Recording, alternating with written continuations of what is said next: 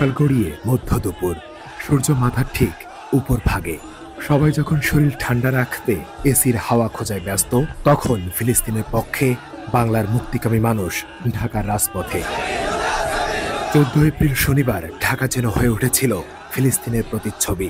রোদে পুড়ে, ঘামে ভিজে, গলা ফাটিয়ে শত শত মানুষের স্লোগান দিয়েছিল, তুমি কে, আমি কে, ফিলিস্তিন ফিলিস্তিন। চারপাশ সেজে উঠেছিল লাল সবুজ আর কালো সাদা রঙের পতাকায়।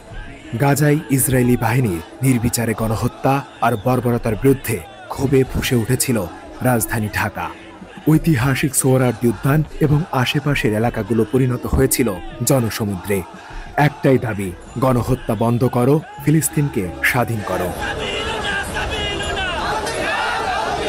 এই মঞ্চে ছিল না কোনো প্রধান অতিথি কিংবা বিশেষ অতিথি, ছিল না কোনো দল মত জাতিভেদ। সবার মনে ছিল একটাই শক্তি, সেটি আমি ফিলিস্তিন। ফিলিস্তিনের পক্ষে এই সমাবেশী স্থলে এসেছিলেন নানা শ্রেণী পেশার মানুষ। ছিলেন শিক্ষার্থী, শিক্ষক, রাজনীতিবিদ, ইসলামী বক্তা, মানবাধিকার কর্মী, আরও ছিলেন সংস্কৃতি কর্মী। তারা সবাই এক কাতারে দাঁড়িয়ে ফিলিস্তিনের পক্ষে স্লোগান দিয়েছিল। এই মঞ্চ থেকে বিশ্ববাসীকে ডাক দেওয়া হয়েছে ফিলিস্তিনের পক্ষে দাঁড়াতে। পৃথিবীর শক্তিশালী দেশগুলোকে বাংলাদেশ আরও একবার বুঝিয়ে দিল, অন্যায়ের কাছে কখনো মাথা নত করে না বাংলাদেশের মানুষ।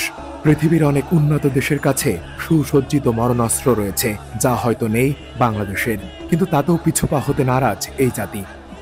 বাঙালিরা কবিতার মতো বিশাল শক্তিধর।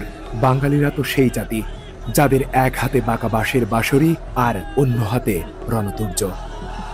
ফেরদৌস সাগর, মানব কণ্ঠ।